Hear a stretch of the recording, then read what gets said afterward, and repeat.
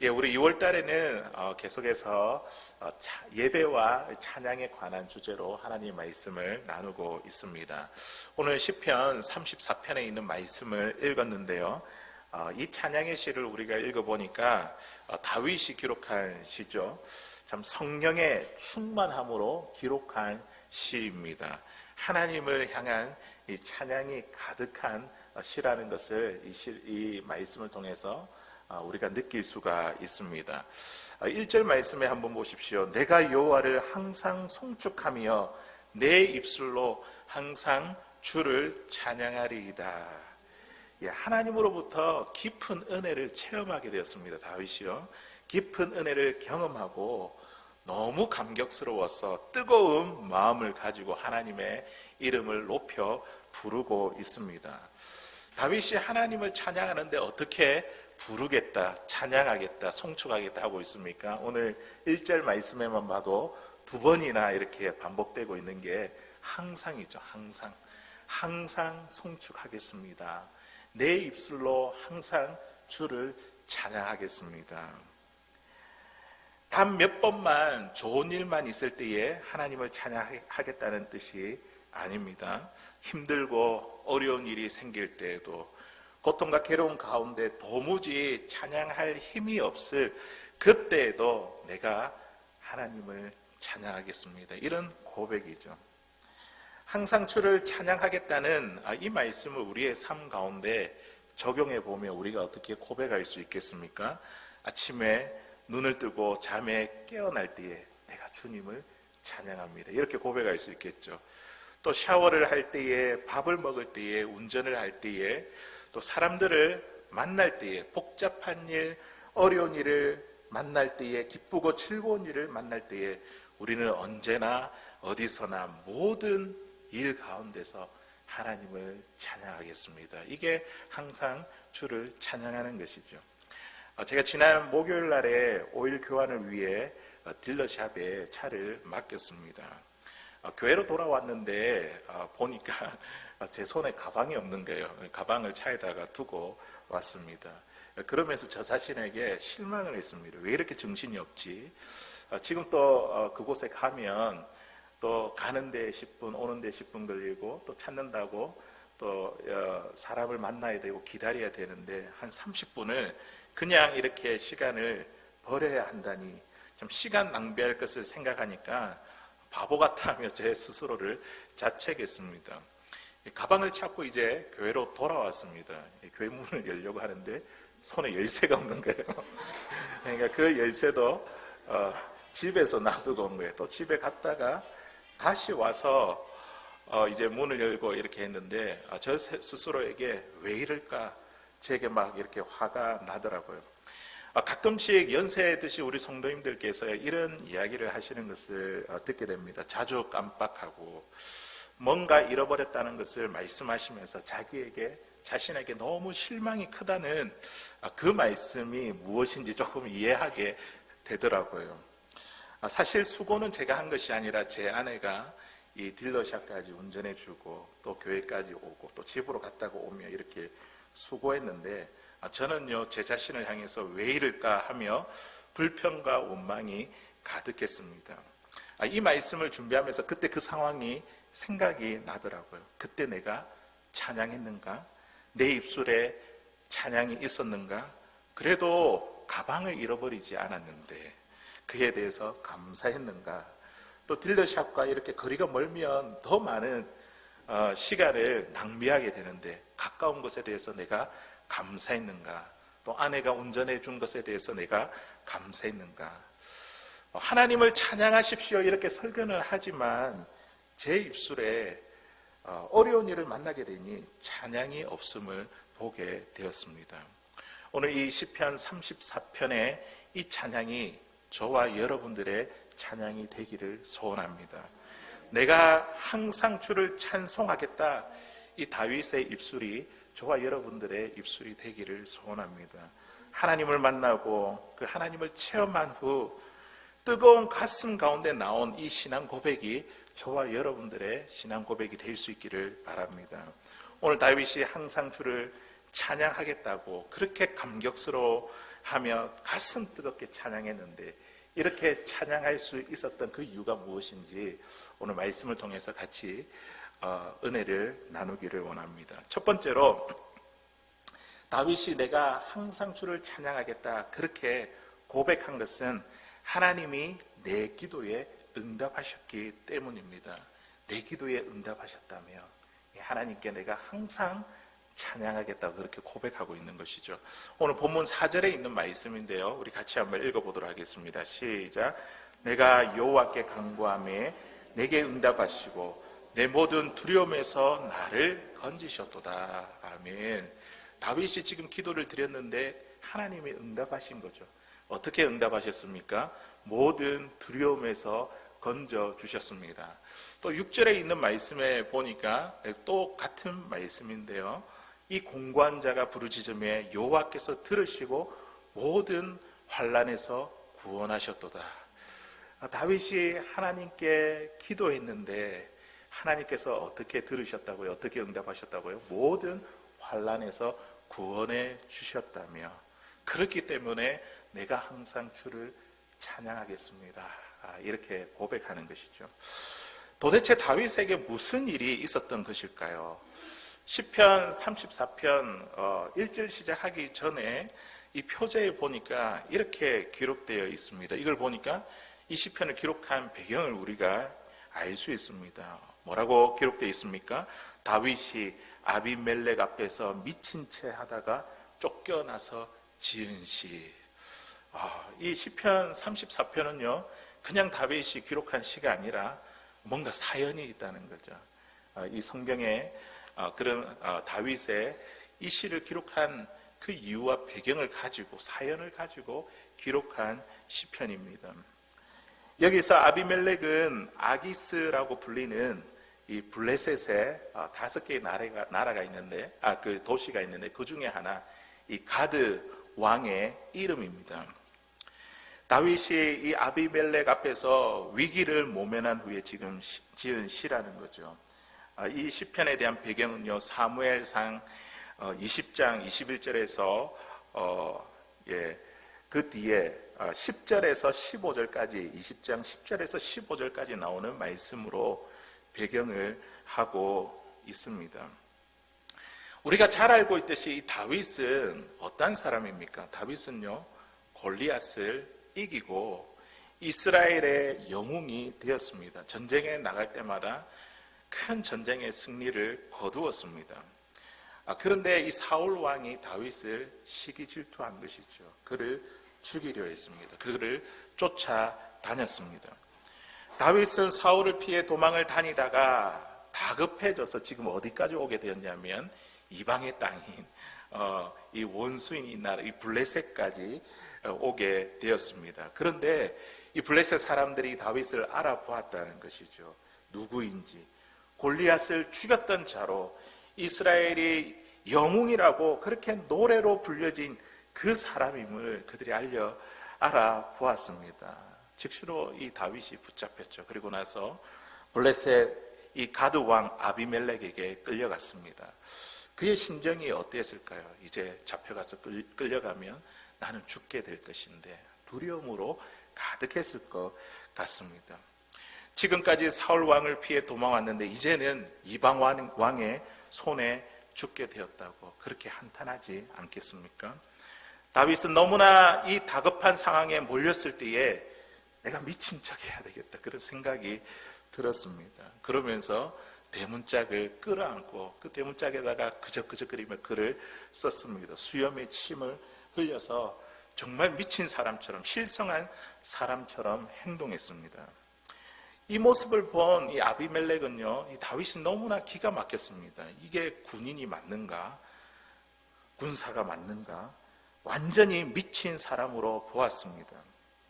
그리고 나서 부하들에게 이렇게 이야기하죠. 내게 미친 사람이 부족해서 이 미친 사람을 나에게 데리고 왔냐며 다윗을 자기 집에서 성에서 쫓아내어 버렸습니다. 그리고 나서 다윗이 너무나 기뻐가지고 기록한 시가 바로 시편 34편의 시입니다. 항상 주를 찬양하겠습니다 라는 이 다윗의 고백은요, 이 다윗의 시는요, 그냥 시가 아닙니다. 이렇게 사연이 있는 시입니다. 어떻게 보면 참 자존심이 상하잖아요. 이 미친 척하고 실성한 척하고 참 수치스러운 일입니다. 그런데 이것도 간증이라 그렇게 말할 수 있습니까? 미친 척해서 겨우 목숨을 건져냈는데 이것이 하나님께서 건져주신 거라고 그렇게 말할 수 있습니까? 골리앗을 물리쳤을 때처럼 믿음의 용사도 아니고 지금 어려운 상황에 몰렸을 때에 미친 척해서 지금 겨우 위기를 모면하게 되었습니다. 그런데요, 오늘 시편 34편에 있는 말씀 보니까 다윗이 내가 미친 척해서 건짐받은 것이 아니라 하나님께 간절히 기도했는데 부르짖었는데 하나님께서 모든 두려움에서 나를 건져주셨다. 모든 환난에서 나를 구해주셨다. 이렇게 찬양하고 높이고 있습니다. 아마 그렇지 않았을까요? 이 아비멜렉 왕에게 끌려갔을 때에 하나님 살려주세요. 여기서 내가 이렇게 죽을 수 없잖아요. 그가 간절히 기도했지 않았을까요? 오늘 말씀에 보니까요. 그리고 모든 상황을 하나님께 맡기고 미친 척을 했습니다. 만일 이 아비멜렉의 이 눈에 다윗이 지금 꾸며낸 연극이구나 이렇게 생각했다면 당장 잡아서 죽여버려라 이렇게 명령했다면 다윗은 살아남지 못했을 것입니다. 그런데 아비멜렉의 눈에 다윗은요, 실성하여 한없이 불쌍한 사람처럼 보였습니다. 이 사람은 죽일 가치가 없어 당장 내 집에서 쫓아내라. 누가 아비멜렉에게 이러한 눈을 주셨을까요? 이렇게 보이게 하셨을까요? 하나님께서 다윗의 간절한 기도를 들으시고 아비멜렉의 눈에 다윗을 불쌍하게 보이게 하셨습니다. 다윗은 이것을 알았다는 거죠. 하나님께서 행하신 일이다. 뜨겁게 하나님을 만난 그 일 때문에 지금 이렇게 사람들에게 노래로 적고 하나님을 자랑하면서 말하지 아니할 수 없는 감격이 그에게 있었던 것입니다. 그러면서 내가 이 하나님을 내 평생에 항상 찬양하겠습니다.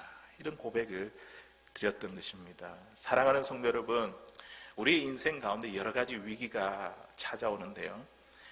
나의 지혜와 열심과 노력으로 내가 그 인생의 위기를 넘어가고 모면한 것 같지만, 그런데 우리가 영적인 눈을 뜨고 우리의 인생을 돌아보면요, 하나님의 인도와 도우심으로 우리 인생의 모든 위기가 지나간 것입니다. 하나님께서 도우셔서 우리가 오늘 이 자리까지 앉아 있는 것입니다.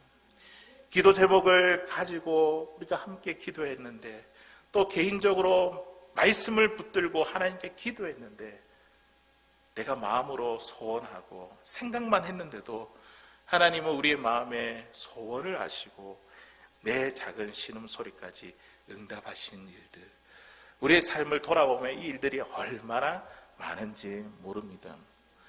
우리는 보통 기도 응답이라고 이야기할 때에 내 삶의 환경적인 변화들을 많이 이야기를 합니다. 건강을 잃었던 사람들이 건강을 찾게 되고, 또 불행한 자녀들의 삶이 다시 형통하게 되며, 삶의 복잡하고 이 어려운 문제가 잘 해결되고, 직장에서 승진하며 사업이 잘 되며, 내가 생각하고 계획했던 이 모든 것들이 잘 풀리는 것만이 우리가 기도의 응답이라고 생각합니다. 그런데요, 기도의 응답은요, 환경적인 변화만 있는 것이 아닙니다.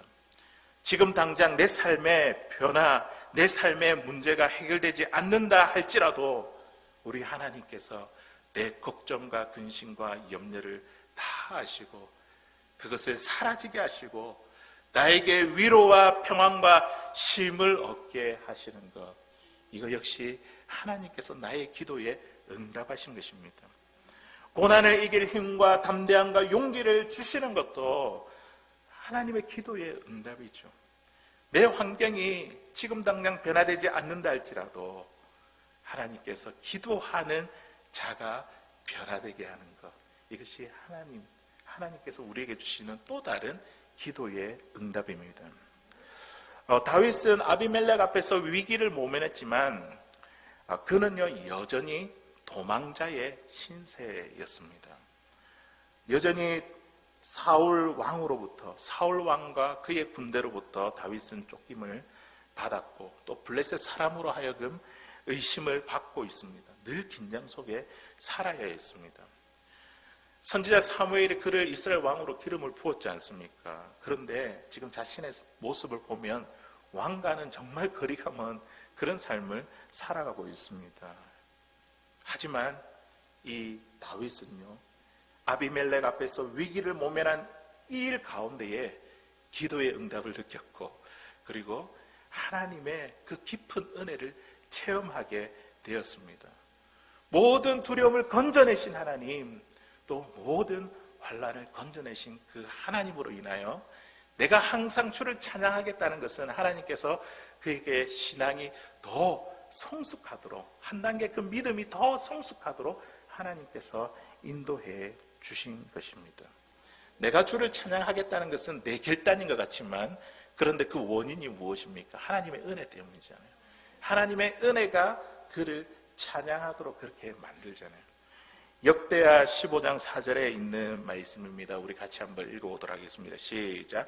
그들이 그 환난 때에 이스라엘 하나님 여호와께로 돌아가서 찾음에 그가 그들과 만나게 되셨나니 아멘. 그들이 이스라엘 백성이 환난 때에 하나님께 돌아갔더니 하나님을 찾았더니 지금 보면 이 주객이 바뀌었습니다. 보면 그가 하나님이 누구를 만나게 되었다고요? 이스라엘 백성을 만나게 되었다고 그렇게 말하고 있습니다. 내가 하나님을 찾으면 내가 만나는 것이 아니라 하나님이 우리를 만나 주십니다. 환난 때에 내가 기도했는데 내가 기도하는 것 같지만 그런데 그 기도를 들으시고 하나님이 내 가운데 찾아와 주셔서 나에게 응답하시는 것입니다. 하나님이 우리를 만나 주심으로 내가 내 평생에 주를 찬양하겠습니다 라고 고백할 수 있도록 우리의 믿음을 더욱더 성숙하게 해 주십니다. OMS라는 국제 성교단체에서 일하는 어느 경건한 부인이 있었습니다. 이 여인에게 3명의 자녀가 있었는데요. 첫째는 백혈병으로 하나님의 부르심을 받게 되었고 둘째와 셋째는 교통사고로 하나님의 부름을 받게 되었습니다. 남편은 33세 때 선교사로 활동하다가 중병이 들어 세상을 떠나가게 되었습니다. 이 여인에게 남은 사람이 없습니다. 더 이상 가족이 남아있지 않았습니다. 얼마나 괴롭고 힘들었을까요? 이 여인이 자신의 끔찍한 이 경험을 글로 옮기기 시작했습니다. 사망의 골짜기를 다닐지라도 이런 제목을 가지고 글을 적었거든요. 내가 왜 고통스러운 과거를 들추억하면서 솔직하게 털어놓는가? 자기 자신에 대해서 스스로 질문하고 대답을 하면서 글을 적어 나갔습니다. 그러면서 자신에게 아주 평범한 진리를 하나 발견하게 되었습니다. 이 진리를 전하기 위해서 이 책을 발간했습니다. 그 진리가 무엇이냐면 예수님을 믿는 사람이라고 해서 비극에서 면제되는 것은 아니지만 어떤 환난 가운데서도 하나님은 결코 하나님의 자녀를 방치하지 아니하신다. 응답하신다. 여기에 대해서 진리를 깨닫게 되었고 이 진리를 가지고 책을 발간하게 되었습니다. 그렇다면 이 여인이 받은 응답이 무엇일까요? 이 여인이 간절히 기도했던 것 같이 죽은 자녀들이 살아 돌아온 일도 없습니다. 죽은 남편이 다시 일어나지 않았습니다. 그런데 어떻게 하나님이 응답하셨다라고 이렇게 말할 수 있었을까요?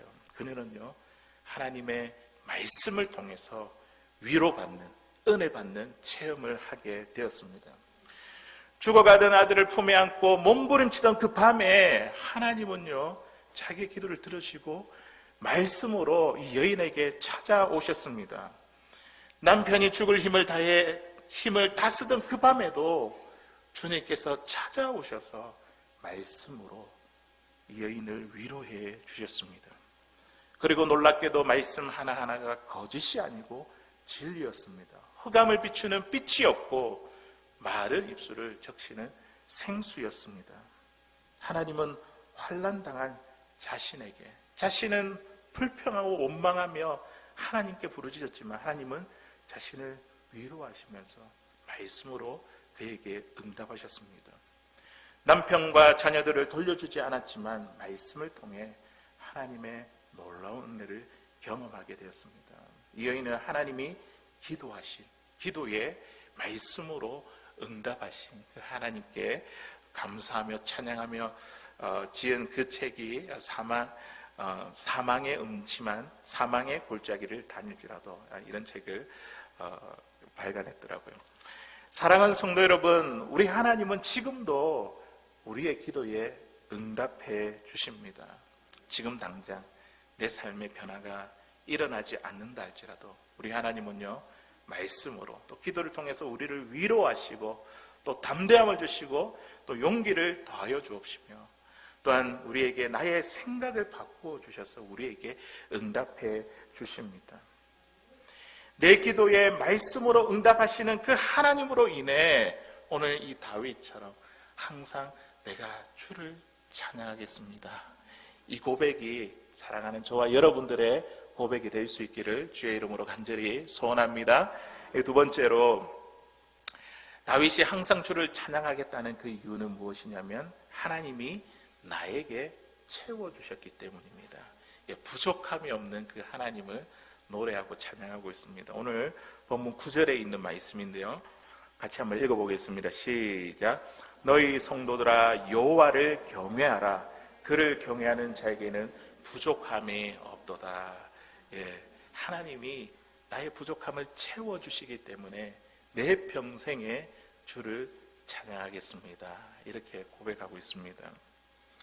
다윗은 아비멜렉 이 앞에서 위기를 모면한 일이 하나님의 은혜를 깊이 체험한 사건이었습니다. 주체할 수 없는 감동과 감격으로 사람들에게 지금 하나님이 어떠한 분이신지 자랑하고 널리 알리고 싶습니다. 그래서 이 시편을 기록했습니다. 9절에 있는 말씀에도 보니까 너희 성도들아 여호와를 경외하라. 그를 경외하는 자에게는 부족함이 없도다. 내가 만난 하나님을 전하고 싶은 거예요. 은혜 받은 그 하나님을 전하고 싶은 거예요. 하나님을 깊이 체험한 다윗의 고백입니다. 우리도 하나님의 은혜를 깊이 경험하고 체험하게 되면 우리도 가만히 있지 못합니다. 맞죠? 가슴이 뜨거워져서 막 이야기해야 되잖아요. 자랑해야 되잖아요. 알려야 되잖아요. 모든 인간은요, 부족함을 느낍니다. 동의하십니까? 부족함을 느낍니다. 미국의 심리학자 메슬로우는요, 인간의 그 부족함, 욕구, 부족하기 때문에 계속 뭔가 필요로 한다, 이 욕구에 대해서 연구를 했습니다. 인간에게 뭔가 부족함을 느끼게 되면 욕구가 생기는데 그 욕구를 만족하게 되면 또다시 다른 종류의 부족함이 생긴답니다. 그래서 사람은 계속해서 끊임없이 그 필요한 거, 부족한 거, 그 욕구를 채우기 위해서 살아간다라는 그런 이론을 펼쳤습니다. 사람이 배가 고프면 밥을 먹어야 되지 않습니까? 맞죠? 목이 마르면 물을 마셔야 됩니다. 또 몸이 피곤하면 우리가 잠을 자야 됩니다. 쉬어야 합니다. 또 사람들로부터 사랑을 받아야 되고 또 뭔가 업적을 남겨서 사람들에게 인정도 받아야 됩니다. 답답하고 외로우면 즐거운 일도 만들어야 되고 또 문제가 생기면 또 그 문제를 해결해야 됩니다. 사람들은요, 늘 부족함을 느끼고 그 부족함을 해결하기 위해 살아가는 것이 인생이라는 것이죠. 이게 세상이 사람을 보는 관점, 인생을 보는 관점입니다. 그런데요, 오늘 이 다윗은요, 매우 놀랍고 충격적인 고백을 하고 있습니다. 인간의 욕구와 또 부족함과 그것을 채우는 그 욕구는 끝이 없는데 지금 9절에 있는 말씀에 보니까 뭐라고요? 여호와를 경외하라. 경외하는 자는 뭐가 없다고요? 부족함이 없다. 하나님이 다 채워주신다고 그렇게 전하고 있습니다. 인간의 부족함을 느끼지 않고 완전히 만족시키게 하는 것이 있다는 것이죠. 그것을 다윗이 지금 경험했다는 거예요. 그것이 경험했는데 그것이 무엇인지 지금 이야기를 하고 있습니다. 그것은 바로 하나님을 경외하는 것이다.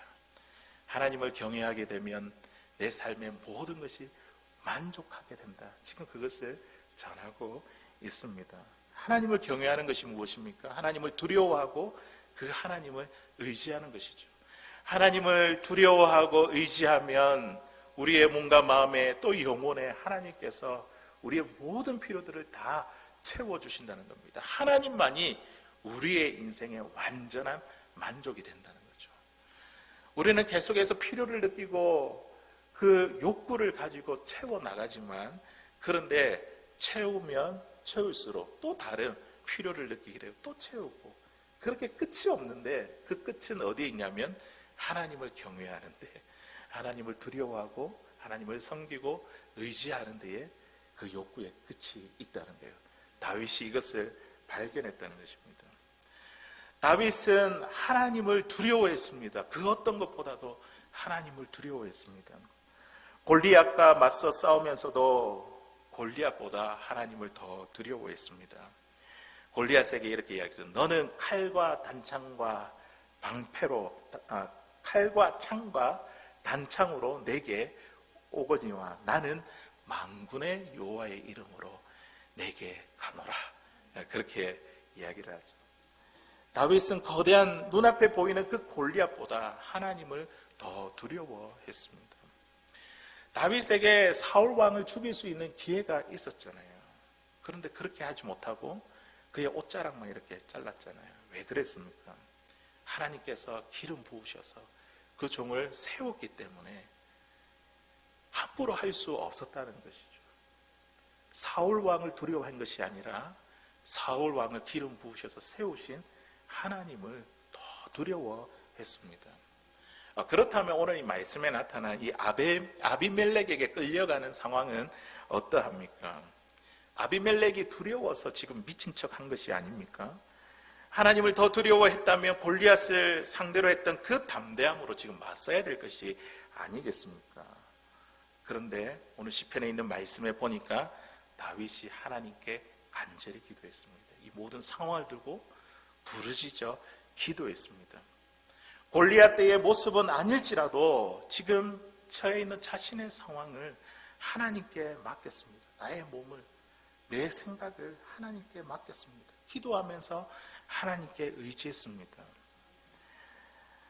다윗은 골리앗 앞에 서서 이렇게 우리 하나님은 맞서 싸우게도 하시지만, 그런데 지금 같은 상황에서 이 아비멜렉 앞에서 잠잠히 하나님을 기다리게 하시고 하나님을 또 의지하게도 하십니다.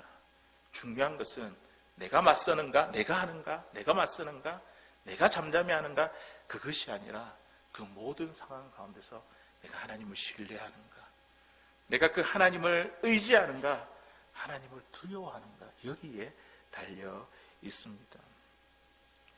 다윗이 골리앗과 맞서 싸울 때도 그에게 담대함을 주신 그 하나님 때문에 그가 나아갔던 거잖아요. 물맷돌 하나를 던졌는데 그 돌이 이 골리앗 장수 이마에 정통에 맞았잖아요. 그거 하나 맞는다고 쓰러지겠습니까?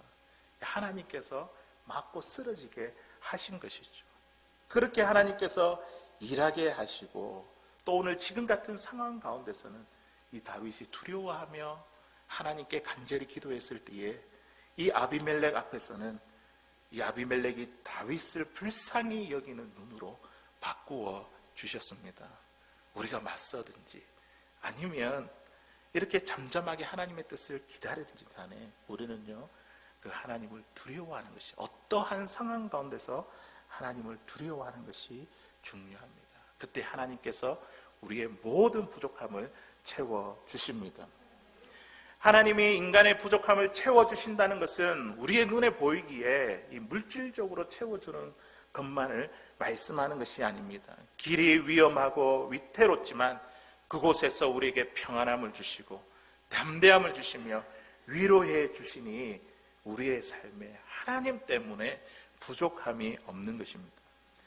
나의 모든 문제보다 크신 하나님이 나와 함께 하시니까 바람과 파도를 꾸짖어 잠잠케 하시는 주님이 내 마음 가운데 계시기에 우리는 주님으로 만족해야 하는 것, 주님으로 부족하지 않는 그 삶을 다윗이 지금 이야기하고 고백하고 찬양하고 있는 것입니다. 어떻게 보면 이 다윗에게 보면요, 이 눈에 보이는 환경만 본다면 이 부족함의 연속입니다. 지금 당장의 위기를 모면했지만 그는 여전히 쫓기는 가운데 있잖아요. 또 블레셋 사람들로부터 적이라는 그 의심받는 상황 가운데 있잖아요. 하나님께서 사무엘을 통해서 왕이 되겠다 약속했지만, 그런데 지금 자기의 모습을 보면 왕과는 정말 거리가 먼 삶을 살아가고 있잖아요. 부족함을 느낍니다. 그럴지라도 이 다윗은요, 이 사건을 통해서 아비멜렉에서 나를 구원하신 하나님을 뜨겁게 만난 이 사건을 통해서 그럴지라도 하나님이 이제는 내 편이시고 하나님이 내 옆에 계신다는 것으로 다윗은요, 부족함을 느끼지 않았습니다. 이것이 바로 다윗이 항상 하나님을 찬양하는 이유였습니다. 이것이 바로 이러한 하나님 부족함이 없다는 것을 지금 34편의 20편을 통해서 사람들에게 하나님이 어떠한 분이신지 하나님을 자랑하고 싶었던 것이었습니다. 신약시대의 사도 바울을 한번 보십시오. 그가 복음을 위해서 얼마나 많이 수고를 했습니까? 참 위대한 업적을 많이 남겼습니다. 하지만 그의 삶을 따라 나도 그처럼 살아가고 싶다, 이렇게 말하는 사람이 얼마나 있겠습니까? 그가 얼마나 많이 궁핍하고 부족한 삶을 살았습니까? 집도 없고 재산도 없으며 가난했고 복음을 전하느라 정처 없이 떠돌아다녔습니다. 복음 때문에 삶의 엄청난 핍박과 고난의 흔적들이 그의 삶에 가득했습니다. 감옥에서 수없이 매를 맞고 헐벗고 굶주리면서 그의 삶 가운데 얼마나 부족함을 많이 느꼈겠습니까? 그런데 그의 고백이 무엇인지 아십니까? 우리가 잘 알고 있죠. 빌립보서 4장 11절에서 우리 13절에 있는 말씀, 우리 같이 한번 읽어보도록 하겠습니다. 시작. 내가 궁핍함으로 말하는 것이 아니니라. 어떠한 형편이든지 나는 자족하기를 배웠노니 나는 비천에 처할 줄도 알고 풍부에 처할 줄도 알아. 모든 일 곧 배부름과 배고픔과 풍부와 궁핍에도 처할 줄 아는 일체의 비결을 배웠노라.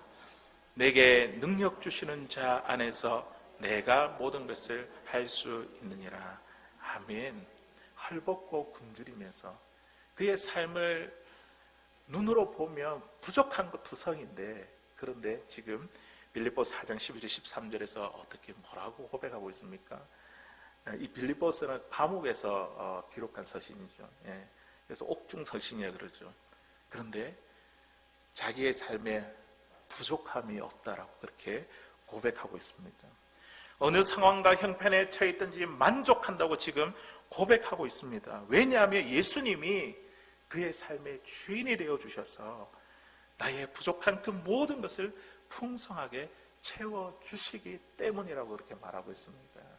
예수님이 내 영혼에 채우시고 내 마음에 채우시니까 환경이 부족하다고 느끼지 않는 것입니다. 그래서 바울이 이렇게 고백을 하죠. 내게 주신 은혜가 족하다. 나에게 주신 그 은혜가 족하다며 항상 주님을 찬양하고 기뻐하는 이 바울의 모습을 보게 됩니다. 지난 주 중에 캐나다에서 어떤 분이 저에게 편지를 한 통 보내왔습니다. 저도 알지 못하는 분이거든요. 그리고 그 편지를 뜯어서 도대체 무슨 이야기길래 이렇게 멀리서 편지를 보냈을까? 가만히 읽어보니까 간증문이었습니다. 자기의 불행했던 그 삶을 하나님께서 어떻게 바꾸어 주셨는지 그 편지에 이렇게 담아 놓았더라고요. 별 기대감 없이 글을 대충 읽고 내려가는데 이렇게 기록한 것을 보았습니다. 내가 예수 믿는 것도, 내가 지금까지 성경을 읽은 것도 내가 한 것이 아니라 하나님이 하게 하신 것이라며 전적인 하나님의 은혜다. 이걸 보면서 조금 더 찬찬하게 한번 읽어봐야 되겠다 하면서 그 글을 읽어 내려갔습니다. 그분의 사연이 이렇더라고요. 캐나다로 이민을 간 것 같아요. 40세 때에 아내를 교통사고로 잃고 4살, 2살의 아이를 키워야 하는 암담한 상황이 펼쳐졌습니다. 할아버지가 목사님이시라 나름대로 신앙생활을 열심히 해왔는데 나에게 왜 이렇게 참혹한 일이 생겼냐며 하나님께 원망을 돌렸습니다. 그러면서 그분이 이렇게 고백했습니다. 내가 믿는 하나님이 살아계신가? 없는 하나님이 아니신가? 인간이 외로워서 그냥 만든 하나님이 아닌가? 이 신앙에 대해서 굉장히 큰 회의가 찾아왔습니다. 그러면서 하나님을 향해서 아무리 없다고 소리쳐도 그 마음에 드는 마음은 무엇이냐면 그래도 하나님은 계신데 누가 손해를 보겠는가? 이런 생각에 하나님을 철저히 알아봐야 되겠다. 이런 마음의 다짐이 생겼습니다. 하나님을 알려면 하나님이 계시한 성경을 읽어야겠다는 생각에 2달 동안 직장을 쉬면서 성경을 읽게 되었습니다. 지금 연세를 보니까 87세라고 이렇게 이야기를 적어 놓았더라고요. 87세가 되는 지금까지 성경을 무려 500독을 했다 그랬는데 제가 보면서 깜짝 놀랐습니다. 어떻게 500독을 할 수 있었을까? 참 아내를 읽고 그 허전했던 그 마음 가운데 하나님의 말씀으로 날마다 채웠던 것 같아요. 그러면서 그렇게 이야기합니다. 말씀을 읽으면서 하나님이 나의 부족함을 채워주셨다. 그런 고백이었습니다. 그러면서 지난 세월을 돌아보며 지금 고백하는 것이 무엇이냐면 하나님이 내가 말씀을 읽으며 하나님을 의지했는데 하나님이 덤으로 세상의 복도 많이 주셨는데 나에게 평화로운 가정, 이 가정에 이남 이녀, 손자 7명에 손녀 2명을 주셨다며 전적인 하나님의 은혜에 감사했습니다. 험한 산 눈물골짜기를 주께서 이끄셨고 모든 부족한 것을 다 채워주셨다고 그렇게 고백했습니다. 이러한 고백이야말로 하나님을 깊이 만난 사람의 찬양이 아닐까요? 하나님의 은혜가 너무 크고 감격스러워서 알지도 못하는 이 덴버의 이 소망교회에 이렇게 편지를 보내가지고 하나님을 자랑하고 알리고 싶었습니다. 그것을 알리기 위해서 이렇게 편지를 보내왔죠. 하나님을 정말 경험했다고 한다면 우리도 이분과 같이 그리고 오늘 시편 34편을 기록한 이 다윗과 같이 하나님으로 인해 내가 만족하고 부족함이 없다 이렇게 고백하고 찬양하지 않겠습니까? 사랑하는 성도 여러분, 우리가 주를 찬양하면서 살아가고 있습니까? 언제나 어디서나 한결같이 변함없이 하나님을 찬양하며 살아가고 있습니까? 어떠한 형편에 있든지 모든 상황 가운데 하나님을 노래하고 찬양하고 있습니까? 일이 잘 풀릴 때만 찬양하고 어려움이 닥치면 찬양보다 불평이 앞서는 저와 여러분들의 모습은 아닙니까? 하나님은 우리가 드리는 모든 기도에 응답해 주십니다. 기도하면요 하나님이 찾아오세요. 하나님께서 그 일을 이루어 주십니다. 말씀을 통해서 우리에게 응답해 주십니다. 지금 당장 환경이 변화되지 않는다 할지라도 우리 자신을 변화시키셔라도 하나님께서 우리에게 기도에 응답해 주십니다. 하나님은 우리 인생의 모든 부족함을 다 채워 주십니다. 세상에는요 만족이 없잖아요. 부족해가지고 욕구를 채우면 끝날 것 같은데 또 다른 욕구가 생기잖아요. 그런데 이 욕구의 끝은 하나님이십니다. 하나님을 경외하는 자, 하나님을 의지하고 섬기는 자에게 모든 만족과 우리에게 체험이 된다고 그렇게 우리에게 약속하고 있습니다. 하나님만이 우리의 만족이 되시니 그러니 우리가 어찌 주를 찬양하지 않을 수 있겠습니까? 오늘 이 시편 34편의 찬양이 저와 여러분들의 찬양이 될 수 있기를 바랍니다. 다윗의 입술이 저와 여러분들의 입술이 될 수 있기를 바랍니다.